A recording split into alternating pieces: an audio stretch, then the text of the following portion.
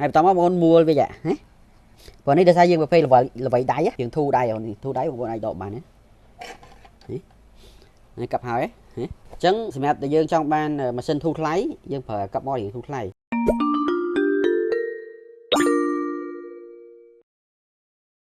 ជំរាបសួរបងប្អូនថ្ងៃនេះខ្ញុំធ្វើវីដេអូមួយជាមួយនឹងម៉ាស៊ីនកាប់កមុកកំប៉ុងសម្រាប់ដាក់ភេសជ្ជៈណាអញ្ចឹងកំប៉ុងនេះដូចកំប៉ុងទឹកក្រូចអញ្ចឹងកំប៉ុងទឹកក្រូចឬកំប៉ុងវាយ៉ាមាត់វាប៉ុនគ្នាអញ្ចឹងគាត់ណានេះវាជ័រអញ្ចឹងភាគច្រើនគឺយើងដាក់គឺយើងអត់ដាក់តកឯក្នុងនេះភេសជ្ជៈគឺយើងដាក់សុទ្ធយើងអាចដាក់ជាផ្លែឈើដាក់អីចូលឬក៏ទឹកផ្លែឈើយើងកិនអីយើងដាក់សុទ្ធហើយយើងដាក់តកណាហើយយើងយកទៅក្លាសេវាអត់ចូលទឹកអត់អីទេអញ្ចឹងសម្រាប់ចំណោះកតុបកំប៉ុង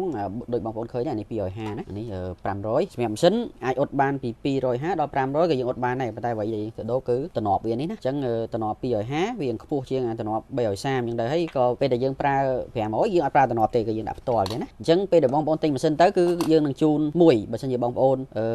ចង់បាន250យើងជូន250ចង់បាន350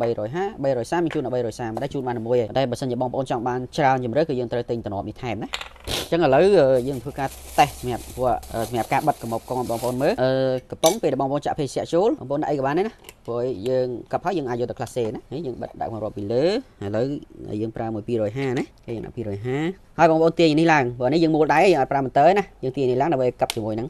លើអញ្ចឹងបើសិនជាយើងទាញដល់លើនេះទេយើងបន្ថយនេះតិចណាអានេះដោយសារវាកល់ខ្លាំងហើយអញ្ចឹងដល់បងប្អូនដោះនេះចេញសិនអញ្ចឹងឥឡូវនេះយើងធ្វើការកាប់មាត់កំប៉ុងកម្រិត250បងប្អូនមើលណាអញ្ចឹងពេលដែលបងប្អូនដាក់ភេសជ្ជៈហើយយើងដាក់កម្រិតហើយយើងយកមកដាក់លើតំណប់វាមកហើយយើងទាញនេះកាប់ឡើងទៅលើនេះមកណាហើយបន្តមកបងប្អូនមួលវាចាណាព្រោះនេះដោយសារយើងប្រភេទល្បីដៃអញ្ចឹងពេលបងប្អូនមួលទៅយើងឃើញកលឺនេះរត់ចេញរត់ចូលអញ្ចឹងវាម្ដងរត់ខាងនេះម្ដងរត់ខាងតើវារត់ចូលទៅបានទាំងពីរជុំហើយយើងធូរដៃបងប្អូនអាចដកបានណានេះកាប់ហើយអញ្ចឹងសម្រាប់តែយើងចង់បានម៉ាស៊ីនធូរថ្លៃយើងប្រើកាប់មករៀងធូរថ្លៃបងប្អូនចង់បានអូតូក៏យើងមានអូតូដែរនេះបងប្អូនដាក់ភេសជ្ជៈហើយយើងបិទឡាបែលបល័យលក់នេះស្អាតអញ្ចឹងសម្រាប់បងប្អូនដែលលក់លទ្ធផលដែល big shop បែបនេះតម្លៃវាអត់ដូចយើងដាក់កំប៉ុងជ័រទេអញ្ចឹងបងប្អូនខ្លះគាត់គិតថា